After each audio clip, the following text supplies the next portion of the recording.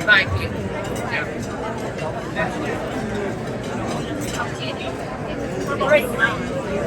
afternoon, everyone.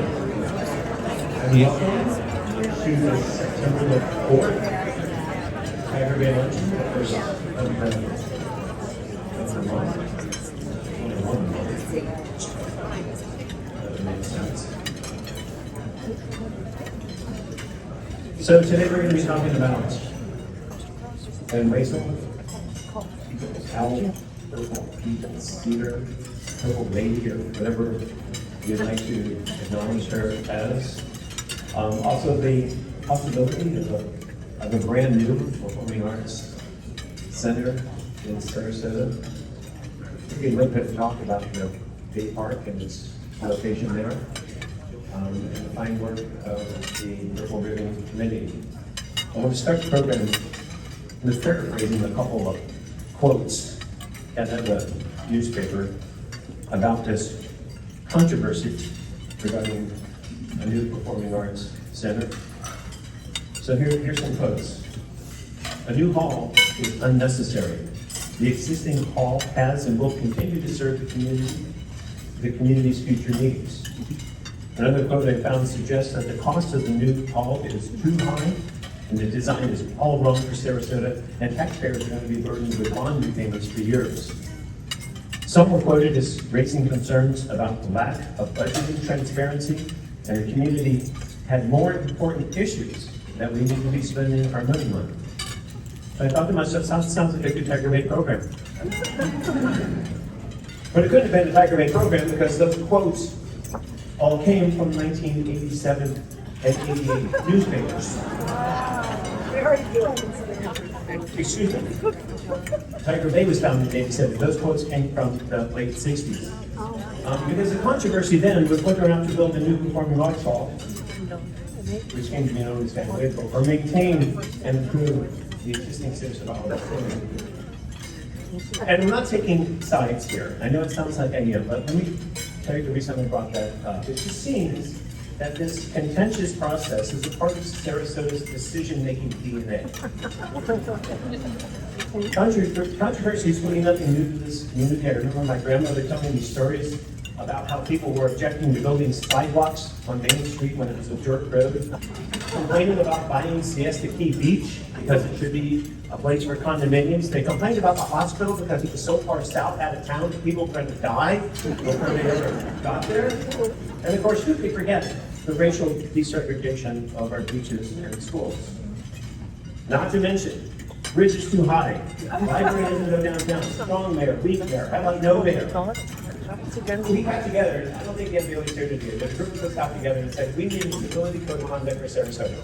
So we wrote a civility code of conduct. It was adopted by the governing agencies, but people were arguing about the civility code of conduct, that we shouldn't even have that. In the end, the elected officials make decisions, and we make the best of them. And Sarasota is a better place, and we live in a great community, so it's in that light that I want to bring this program to you. And as we answer and address these questions, let's do so with the spirit of making Sarasota a better place for us all to live.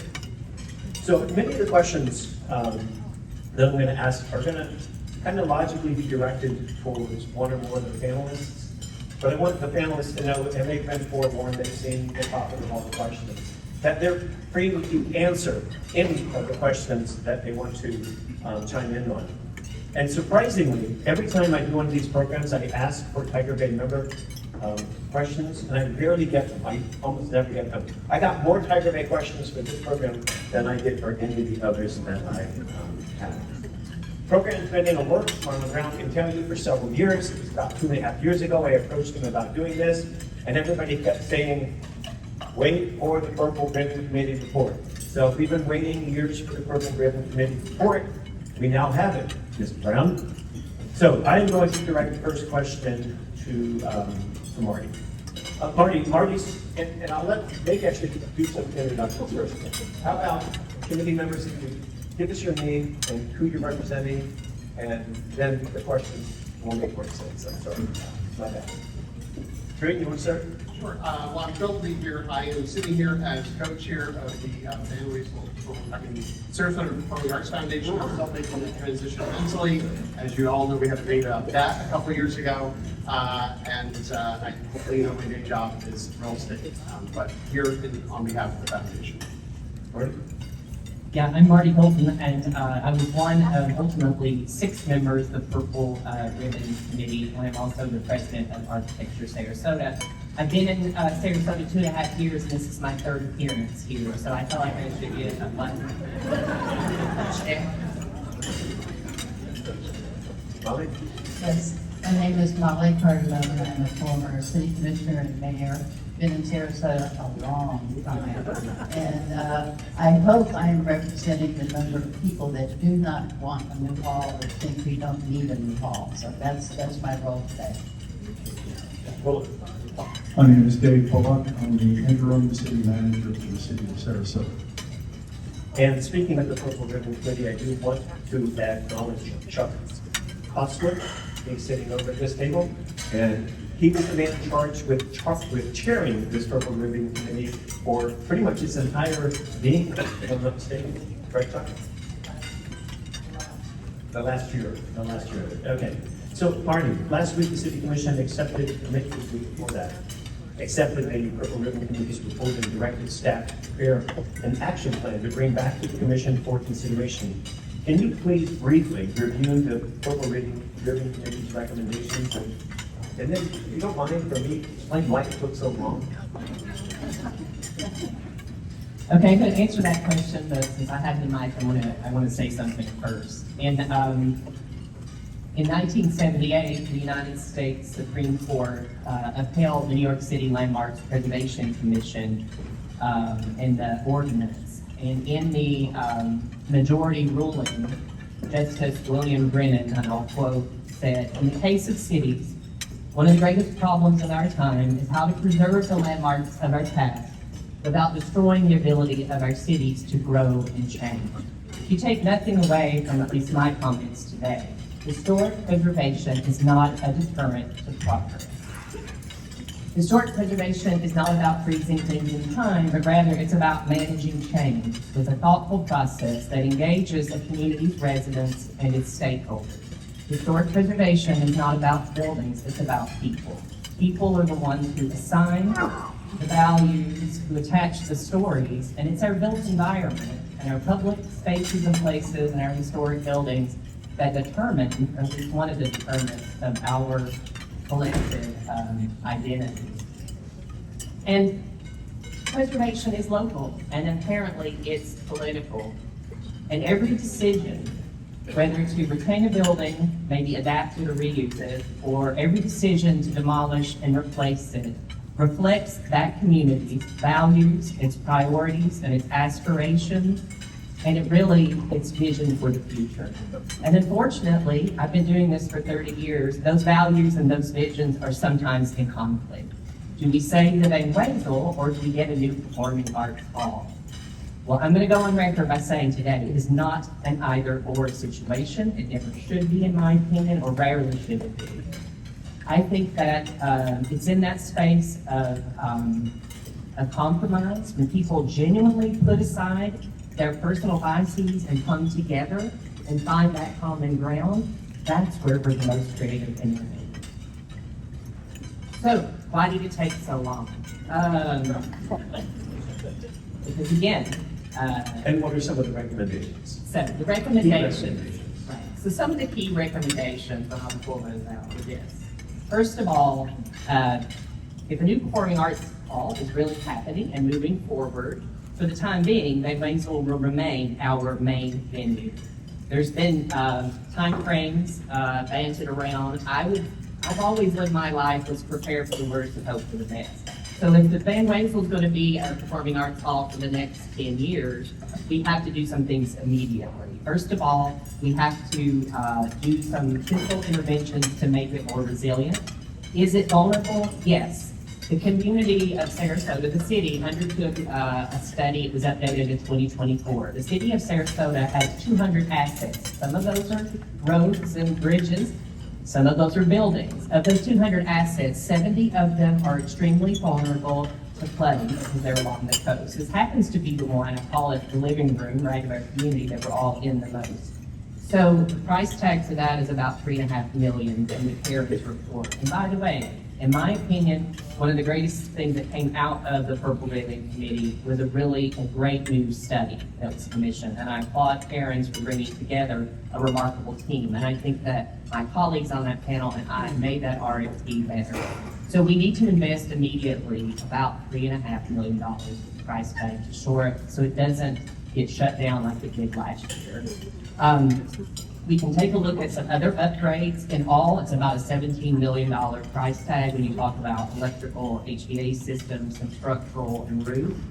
The committee recommended to accelerate the development of the new performing arts center and to continue to monitor the situation there along the coast. My one recommendation that made it into ongoing consideration is that the city should prepare and submit documentation to the State Historic Preservation Office in Tallahassee. It's called a PSIQ, Preliminary Site Information Questionnaire, to determine the building eligible for the National Register. And the reason that that's important for a couple of things. One is, if there were to be a storm again, and it were damaged, it would give us a little latitude in how we repair the building, and it might offer some funding opportunities. So, I can stop there. Okay, yeah, and you also took care of three of my other questions that I did. Next time, I'm not going to give them to you in advance. Thank you, Marty. I appreciate your expertise and listen, obviously, this later is like to be on this panel. So, any others have comments as to the recommendations of the Purple Ribbon Committee, or does anyone want to dare to respond to the length of 2 years to do it? No? All right, then I'm gonna move on. This is one that can be answered by all, but Molly, I kind of want to hear your thoughts on this one. And I want you to describe to me why you feel preserving the existing Ben Wezel Hall is so important, and why it's so special, and why you've invested so much time in this effort. Okay, I am going to read you a couple of quotes and I will discuss with you some ideas that we have had. Carl Abbott, sitting at the table over there with some friends, said, "In some special cities, there are iconic buildings that speak to the culture of the place. The Van Wezel is there, so iconic." And then I'll follow up with Harold Bugle, who wrote so many good columns about architecture, especially with the Herald Tribune. He wrote, "If any single structure represents Sarasota's cultural stature and architectural heritage, it is the Van Wezel." Having heard those and know those and think about the importance of our Van Wezel, it's just mind-boggling to think that it is even at one time talked about being demolished. I went to AI, which is always a neat thing to do, and asked what makes Sarasota special. And right off the top was Sarasota is world-renowned for arts and architecture. I didn't think that would be so busy with that kind of comment, but anyway, it is a huge purple deer on the water. I will share a story with a friend of mine who went to California. She met some other people, and they said to her, "Where do you live?" And she said, "Oh, I live in Sarasota, Florida." And he said, "Oh, that purple building on the water, that's a wonderful thing to have." So knowing that and the feeling that so many people have about our unusual, sometimes quirky, public building called Van Wezel it is the iconic mark of our city. Thank you, Molly. I'm going to stay with the Purple Ribbon Committee for just one more question. Dave, I'm going to direct this to you since you are the city administrator, and you have been charged by the City Commission, as I mentioned before, to bring some actions to the City Commission. Have you prioritized any of these actions yet? And what are going to be some of the first deliverables in the action plan to the City Commission and to the community at whole? So after the Purple Ribbon Committee presented its report to the City commission, the city asked me to come back with an action plan. And this morning I transmitted that action plan to the city commission, and it includes a series of actions. We put together a staff committee right away.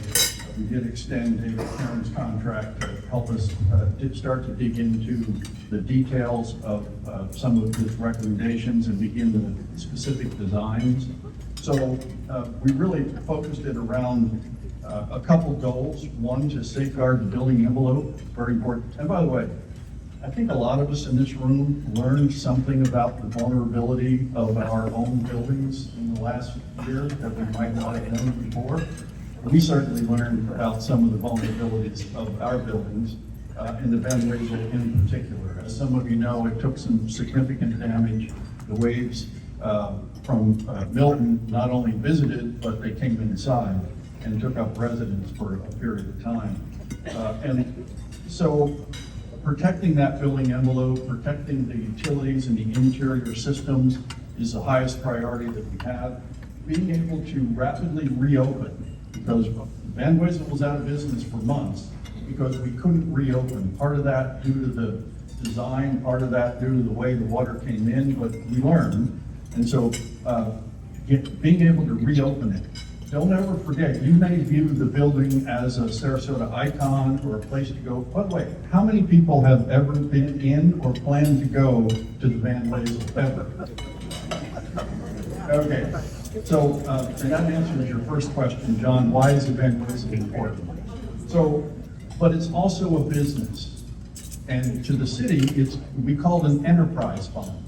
An enterprise fund is supposed to generate all the revenue it takes to build and maintain and operate the facility. And for the first time, in I believe the city's history since Mary Benzel's been here, the Van Wezel does that. And has created a very significant reserve, which we're going to use some of now to take care of the lessons we learned. So protecting that, the building envelope, utilities, ensuring the rapid reopening, there's a lot of things we can do with that. While we're working on it, modernizing some of the core theatrical systems that have become outdated over time, and prioritizing some of the maintenance that has probably should have been done and needs to be done now. There are some code compliance issues we'll bring up as well.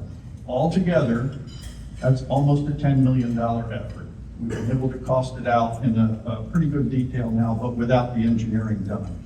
So some of that we've already started, some of that's completed, and much of it is in progress, and some is going to take a year or two to do.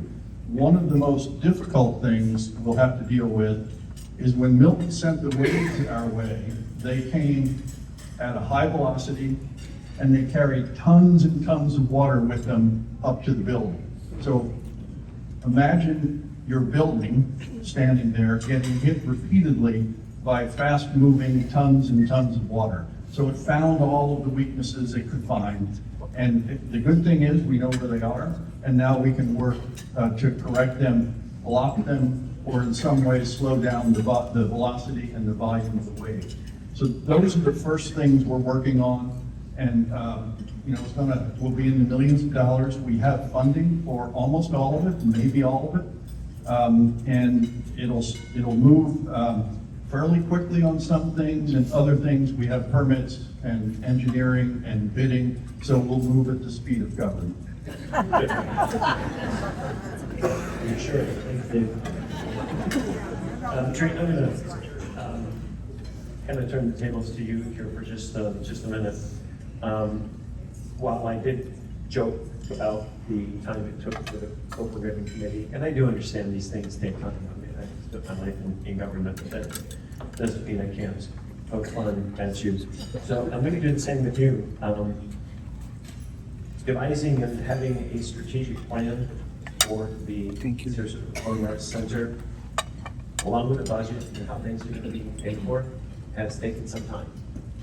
It's even been published in the newspaper that perhaps is taking an exorbitant long period of time. Can you explain the timeline moving forward when we might expect to see a strategic plan and a budget presented to the city council?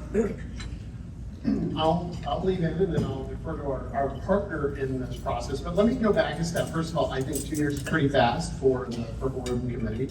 And I think it's because we love to go from controversy to consensus, right? Controversy is what you probably said, I'm going to TigerBay today, I've got my popcorn and I'm waiting for the debate. What really drives a community forward is consensus. And it's hard to get there. You can look around this room and look at what others have had to fight through to get to consensus to change this community. And this is a major project. We have never done a project of this size as a community. It will be the single largest effort of a public space that we will endeavor to do in our history as a community. That takes time, and I think sometimes you have to go slow to go fast. And so I look at our history as informative rather than something that was at error in the process. And yes, we did learn from it. We learned that we could do a better job at some of the things moving forward than we did in the past. But I don't look at it as being inappropriate for the challenge of a public-private effort that we've never undertaken as a community. And I'm excited about the future because I think we're pivoting from going slow to going fast. Thank you. I knew you'd have a good answer for that. I'm going to stick with you for just a moment. While a performing arts center has always been a part of the Bay Park Conservancy's planning efforts, has the city or SPAC considered other locations for this, for building a new performing arts center? And Dave and Drayton, I'm going to ask you, and if others have any information on it, certainly take your input. I'm not aware that we've looked elsewhere other than the Bay Park. We have not done it. Well, for me, it's very simple. And the reason I'm sitting up here and so passionate about this is, if you all remember, we're here, and does everybody remember 2013? It's way a long time ago, pre-pandemic. It was the year that we started the conversation, or restarted the conversation about a master plan for the Bayfront Park. And it took 10 years to open phase one, or not quite 10, close to it. So, you know, for me, when you look at the master plan park, and if you go back to the history of the Bay, even back to the 30s when the municipal auditorium was built, and by the way, that used to be right by the shoreline before we infilled back when you could do that land. So really all the land that we're talking about was sort of fill, dredge and fill, but it was a master plan park even in the 30s. And so to bring that plan forth, there was one centerpiece to that design. It was publicly part of the conversation that we had input on, and it was the crowning jewel of what I think is the flywheel of the Bay Park, is a new performing arts center. And so when I saw that, and I saw the community say, we need this, it was a no-brainer. You put your best asset in your best location. There is no better place for this than on the Bay. Well, if you want I would like to comment, Drayton. The Bay Park was very successful as finishing phase one. Many years before the first double, there was a huge community involvement in visiting, looking at plans, talking to people. Just the whole scope of the Bay was a very important process for a lot of us. Your program has not reached out to the public. We don't know what you're doing. Maybe the public needs to have a little bit more involvement in how you are proposing this. It's my understanding that you don't even have a location on the Bay Park for this property. And I have never seen a needs assessment. I have no community meetings, no feasibility study.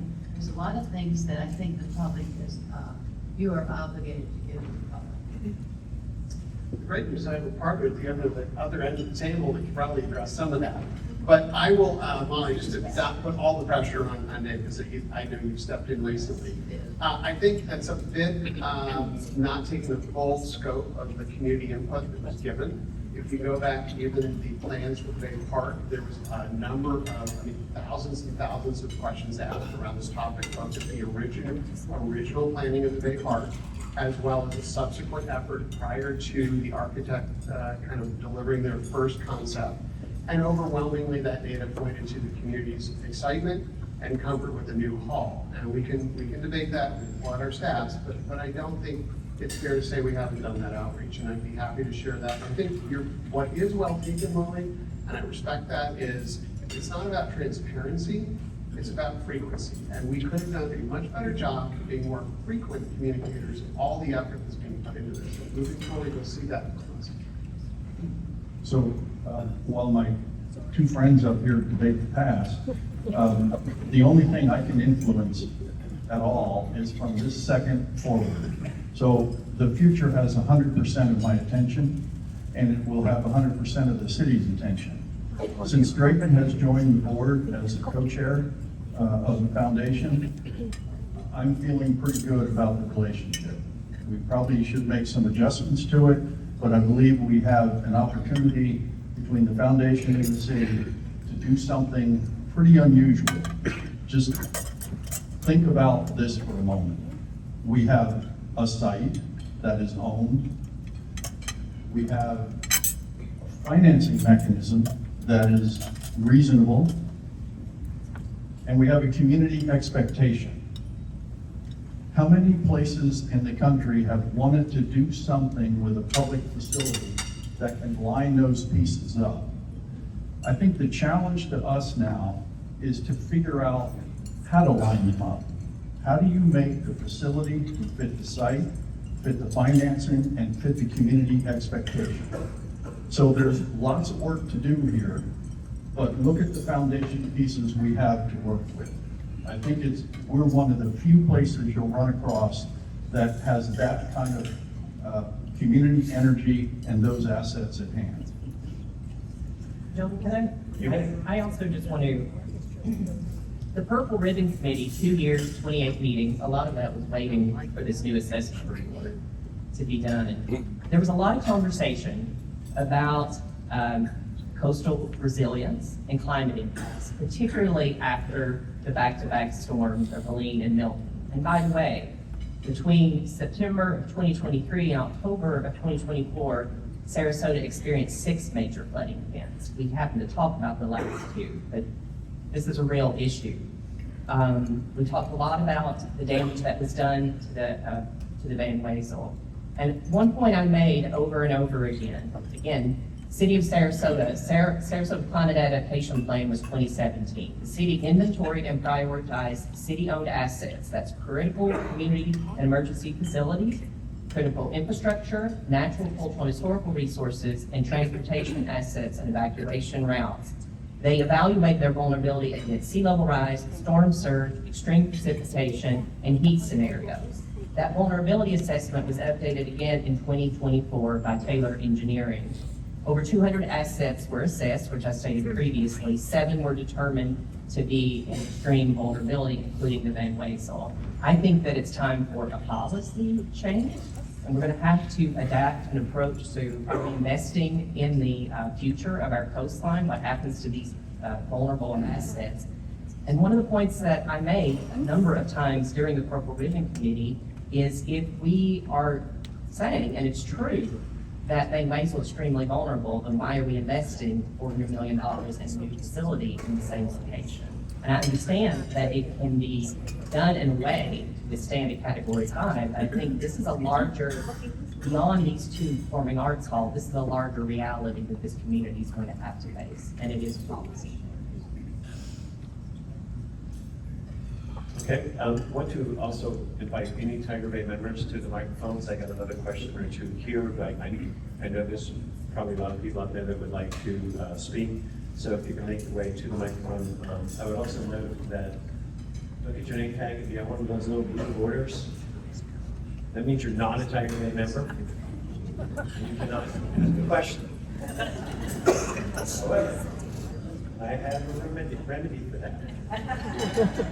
Kim is over there, and for a $100 check,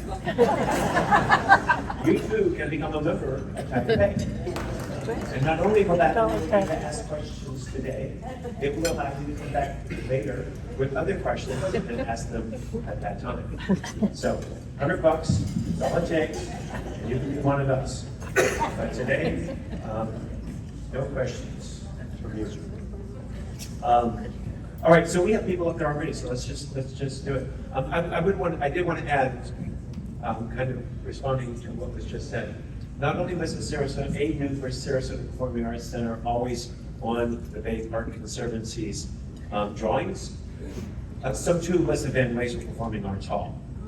Except for one time where one out-of-state consultant forgot to put it on it, And a member of the public who's going to speak next found it, and we got to put right back on there immediately. But except for that one mishap, there's always been both the Performing Arts Hall and Van Wezel on the plan. It's been the opinion of the Bay Park Conservancy that this is a decision for the city and the community, and once the city and the community makes their decision, then the Bay Park Conservancy will respond accordingly. Mr. Blowett? Thank you.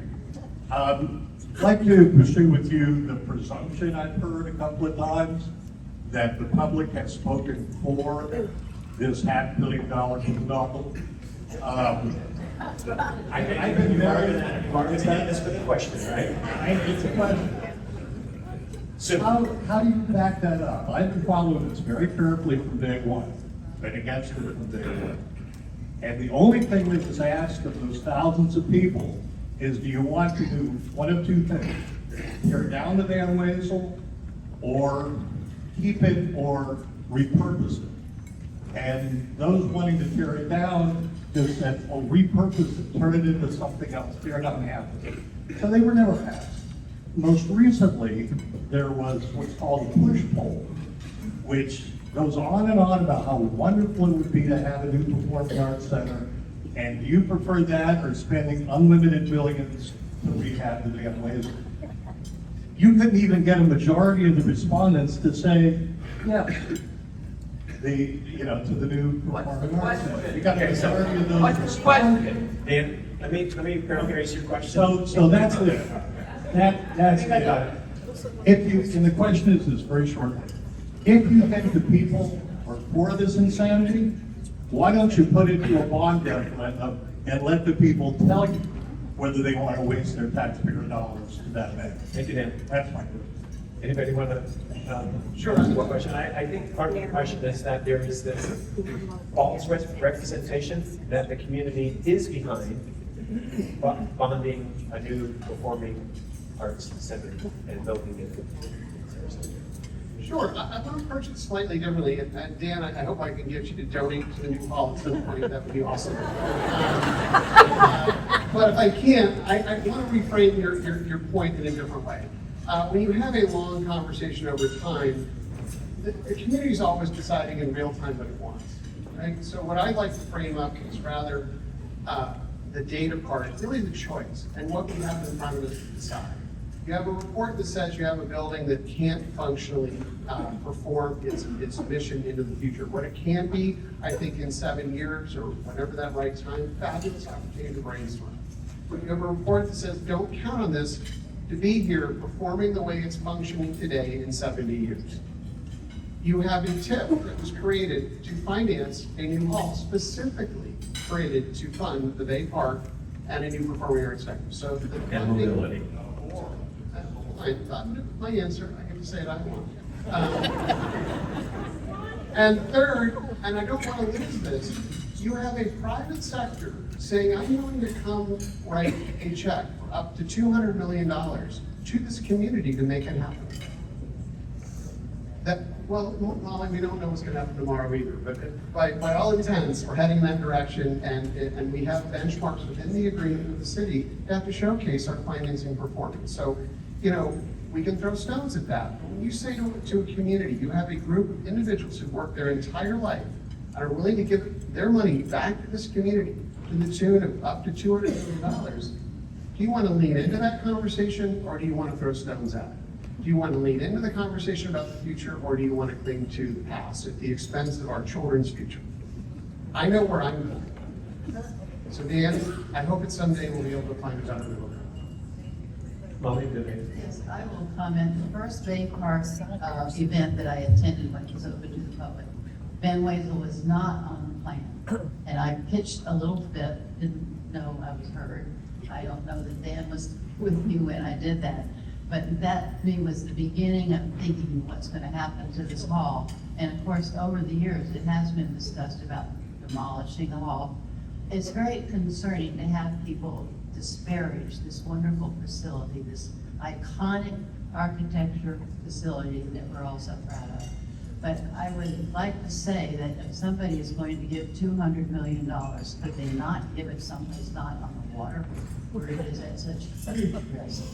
I have a picture of a gorgeous performing arts hall, which you're looking at. We have not seen those pictures. Up on the highest part of the back eastern part of the Bay Park, and a horrible storm, worse than we've ever seen, comes along and takes all of the Bay Park, and now we've got a building. So when I think of that, I just want to say, why are we building on the water? Why are we spending this money to do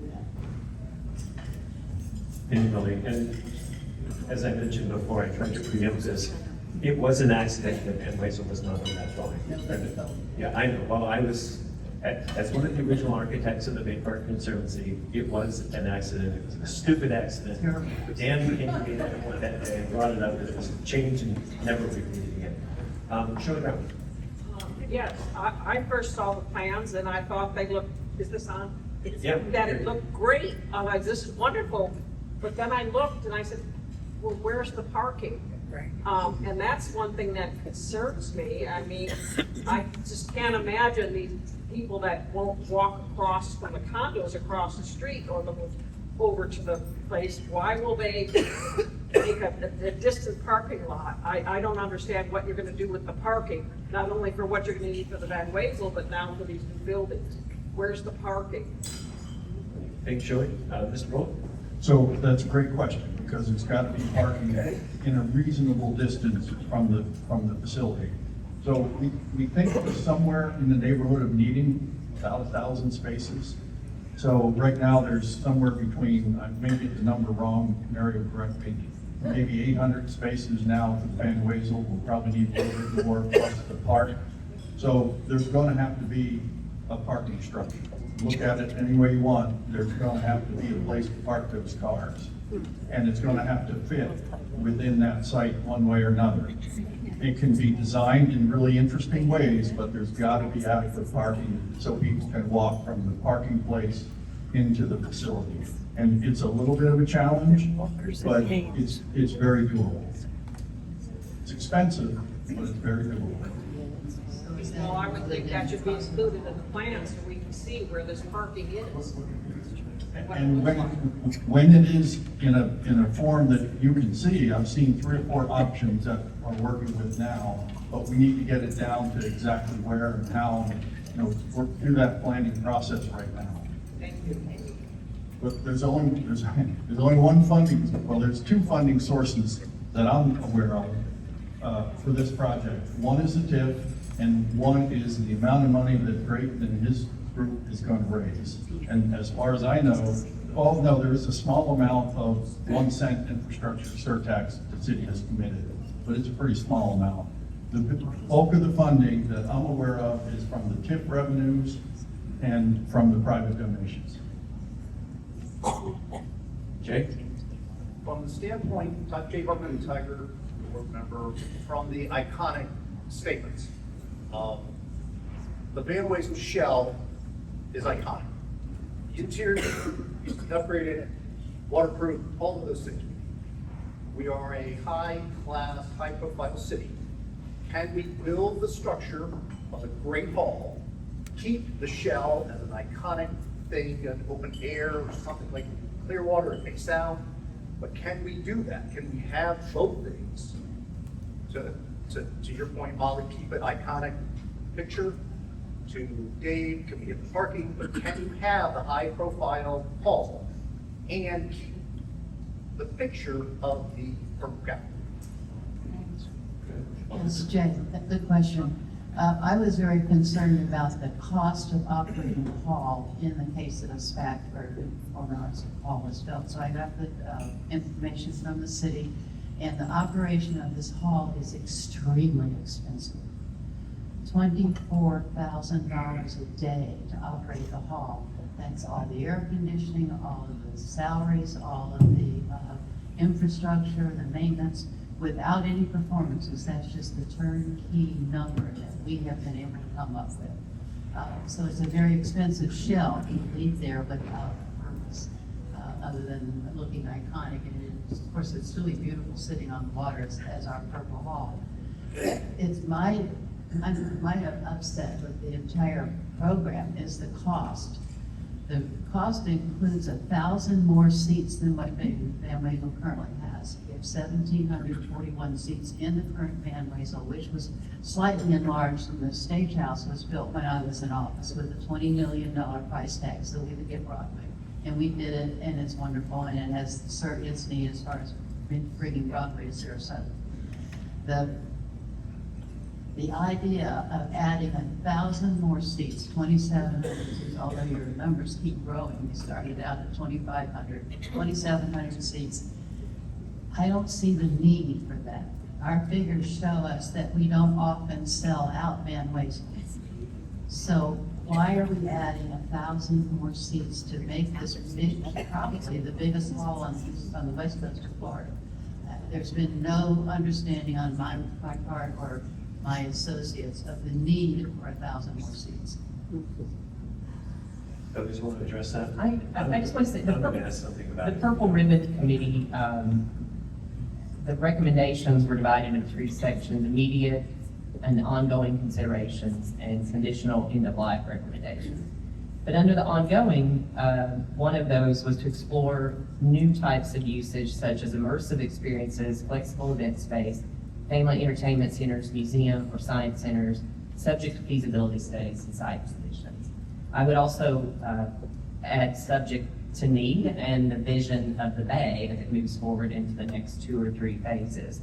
But I think that the idea of an open air pavilion was something that was put out there at least once, if not multiple times, during the 28 meetings. So I think that is something that was discussed, but not necessarily advocated or presented, I think, as part of our finding. So, 2 questions, and I'll get to you, Ken, just in just a second. But for 17 plus years that Van Wezel Performing Arts Hall has been operating in the black. And it's really unusual for a hall of this size to operate in the black year after year after year after year. And we've all in the community owe Mary Wezel a debt of gratitude for her.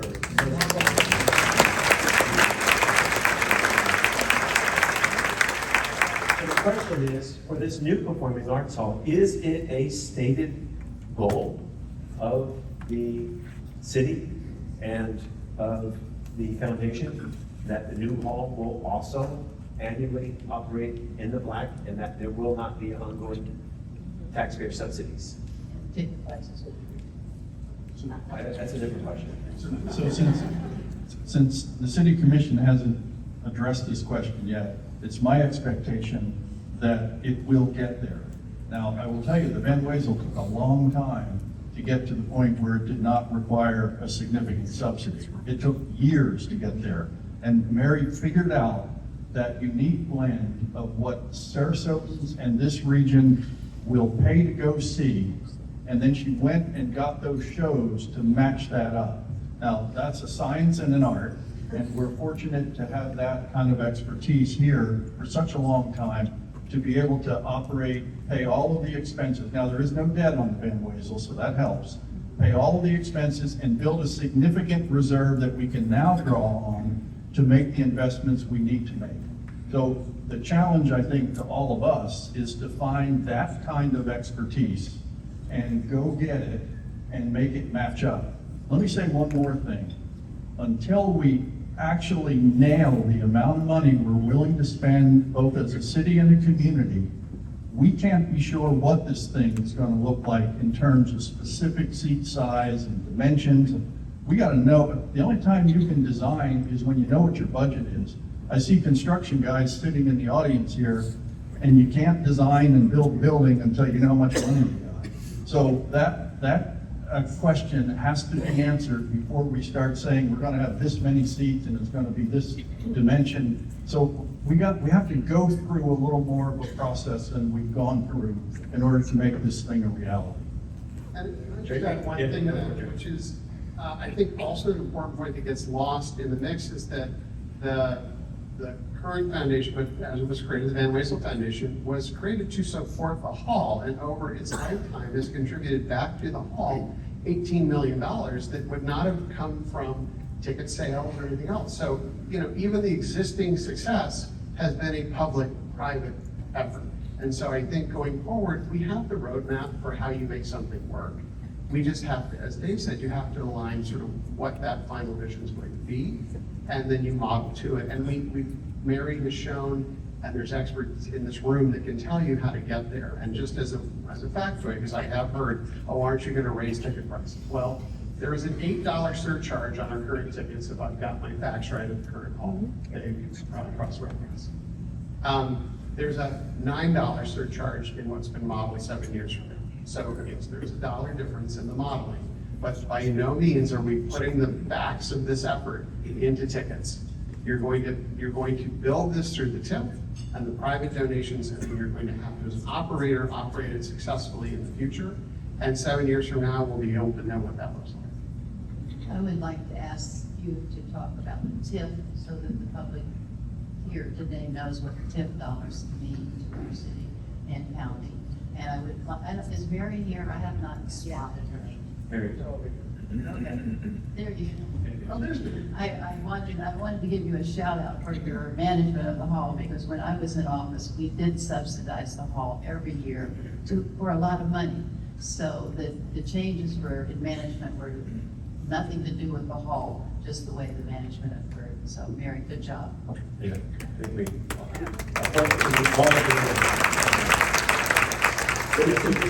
really brief thing, Carol, I'll get you just now.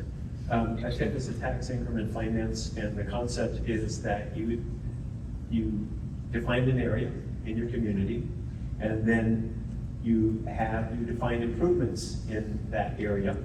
And to the degree that those improvements increase the tax roll, and as the tax roll increase in that defined area, a certain portion of those new property taxes are taken off the top and reinvested into that area. So the city and the county both set up a tax, and both is very important because in absence of the county's contribution to the property tax, which is obviously much larger, the contribution will be significantly less. But anyways, the TIF was set up. There are 5 members on the TIF. There's 2 city commissioners, there's 2 county commissioners, and then there's a member of the public. And the city and the Bay Park Conservancy bring projects to that TIF board, and that TIF board decides whether or not they are consistent with the original intent of the tax increment finance. If they are, the TIF board votes to support them, and then it goes back to the respective city and county for approval, and then that TIF money can be used. The TIF can only be used for 3 purposes, this TIF. Number 1 is a construction of a new performing arts hall. Number 2 is the improvements for the Bay Park. And number 3 is mobility to get to and enjoy both Performing Arts Hall or the Bay Park. And those are the only approved uses right now of the TIF. And it's projected, I think the newest projections are probably over the next 15 years, upwards of $600 million. It's a big number. So if I can, I have asked, since I came on, I said, well, what's a TIF going to generate? And I got 5 different answers.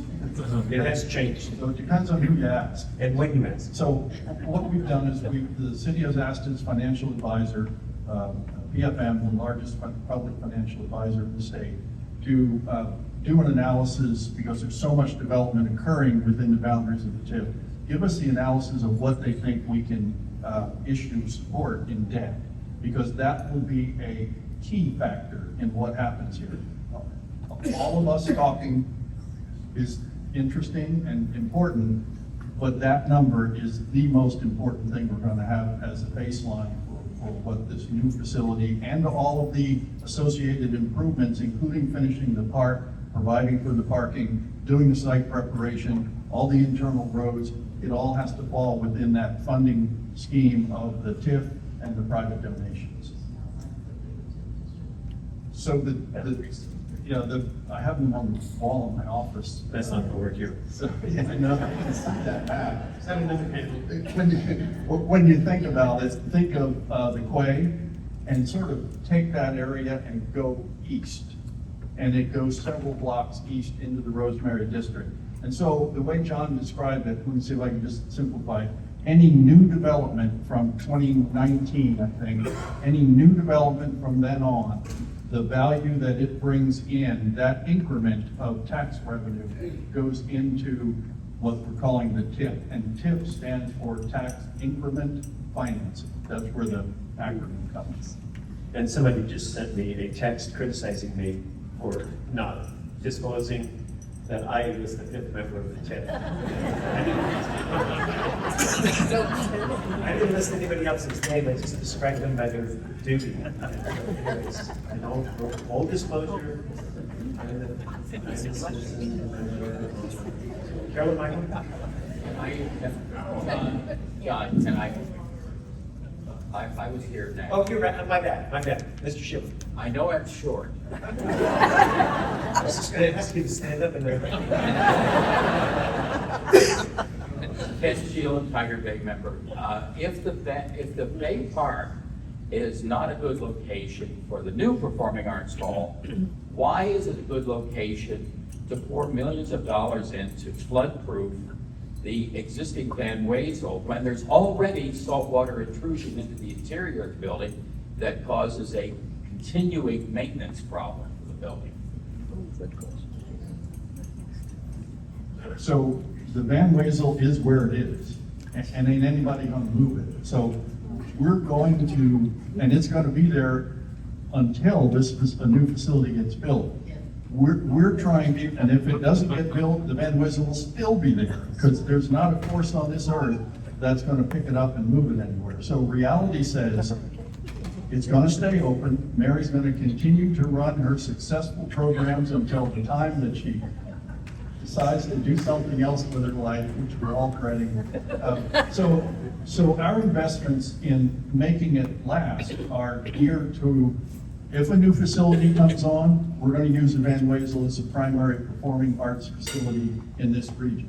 So is that worth the investment? As many hands as I saw go up, I think it's worth the investment. I think the community expects the Van Wezel to be there, expects it to operate at a high level, and that's where we'll make the investments to maintain it. If a new facility is never built, there will be some group of future folks sitting here talking about the future of the Van Wezel, which is then 100 years old.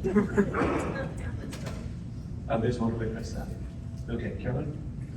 Hi, Carolyn Michael here. First of all, I would also like to compliment Mary Wezel on her astounding leadership. And I would like to say that I performed on the Van Wezel stage, and it is a beautiful, wonderful place for a performer to be. And then my question is, since we need to invest in maintaining the Van Wezel now, why are we not considering what Sydney, Australia did with their opera house? They had problems with their opera house. They were considering building a new one, but then they saw the iconic structure that they had. They loved it, of course, it's an amazing structure, and they fixed it. They spent the money on it. So if we're going to spend the money, in any case, to maintain the Van Wezel, which we need to do, obviously, why are we not, for half the price that it would cost, presumably, to build a new hall, why are we not going full throat and making the Van Wezel the one that is the new hall and keeping the iconic structure on our shores? Thank you. Thank you, Carolyn. And let me just kind of add to that. I think I read recently that the state of Florida gave the city something like $3.5 million grant for the Bay shore improvements, things with revetments, bigger rocks or stuff like that, and also for this thing called a storm wall or a water wall or aqua fence. That's, I think, what it's called. So in line with Carolyn's question, is that an option for us to actually storm-proof the facility? So first, let me say that the state legislature, under the leadership of Senator Gruters and Representatives McFarland and Buchanan, managed to shepherd through a $3.5 million state allocation for the Van Wezel. And the timing was perfect, because when it was first thought of, we never spoke the words Milton unless someone in your family was named Milton.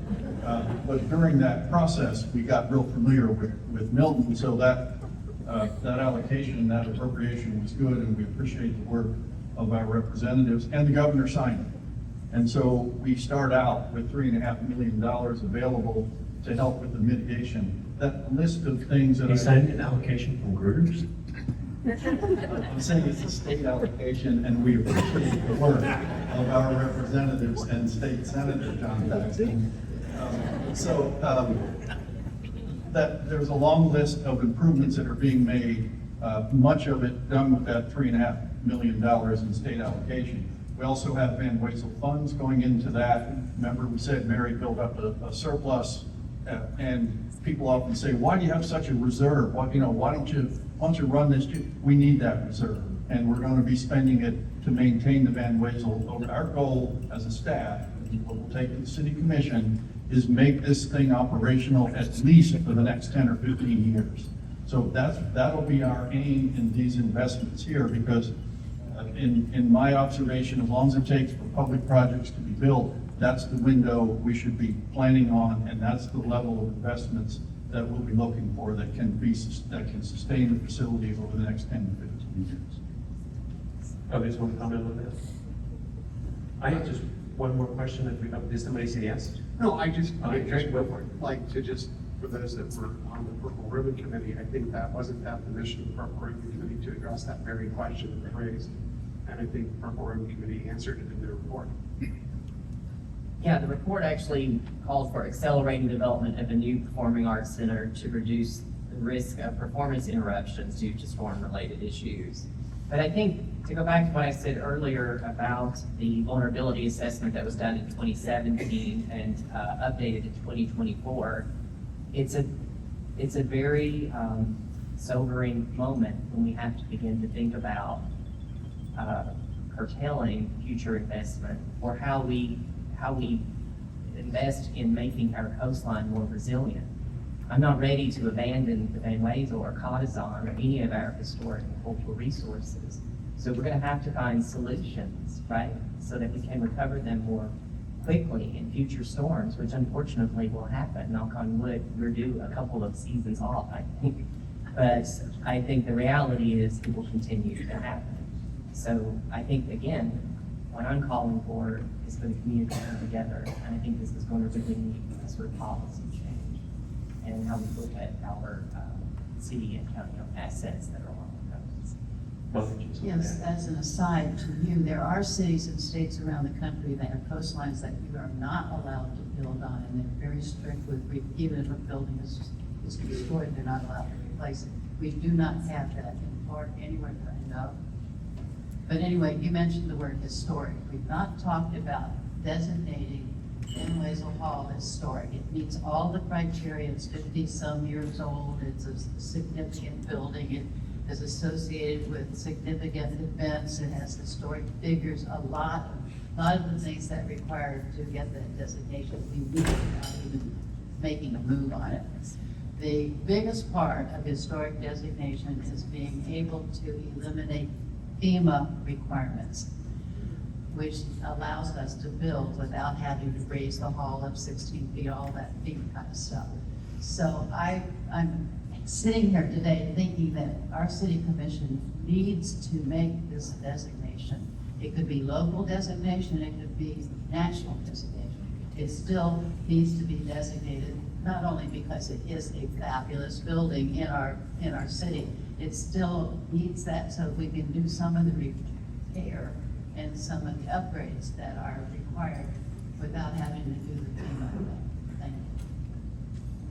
And John, you had asked me before, there is a big difference between going on the National Register of Historic Places and being designated a city or county landmark. The National Register of Historic Places is simply honorific. Unless federal money is being used or it's a federal property, there is no regulatory process. And even then, it's really just to do an assessment. It doesn't mean that a building can't be demolished. It doesn't mean that it can't be modified or altered. And I personally, again, have spent my life dedicated to this issue. I don't think there's anything wrong for the community recognizing, even if in the end Van Wezel is demolished, there's nothing wrong with us recognizing the role that it's played. It is architecturally significant. It is culturally significant. Luciano Pavarotti, Ella Fitzgerald, Johnny Cash, Bob Dylan. How many people come up to me and said they saw their first ballet or their first musical performance there? It's a place we all come together. And I think we should honor it. And I think it should, our recommendation was about restoring a model and moving it. Well, quite frankly, we didn't all agree on that. I don't think that went far enough. So I think it needs to be honored. And I think this determination of eligibility to the National Register, well, let me already tell you, I've done it. I did a survey that the state of Florida paid for in 2018 to look at, we looked at nearly 600 buildings across the state that met criterion C for architectural significance. These were mid-century modern buildings built between 1945 and 75. The state asked for 50 as priorities. This was an independent panel, not myself, that chose them. And of those 50 signature buildings, Van Wezel was one of them. Thank you. Thank you. Unless you made me feel old. Well, it was in January of 1970. I was in junior high school in Venice High. I was one of 25 students chosen in the Sarasota School District to attend a performance of Fiddler on the Roof at Van Wezel. And so I still have my program. I still have my ticket. I have asked Mary this before. I don't think anybody else has a program and a ticket from that performance, but it was life-changing for me. And I want to please join me in thanking these remarkable panelists.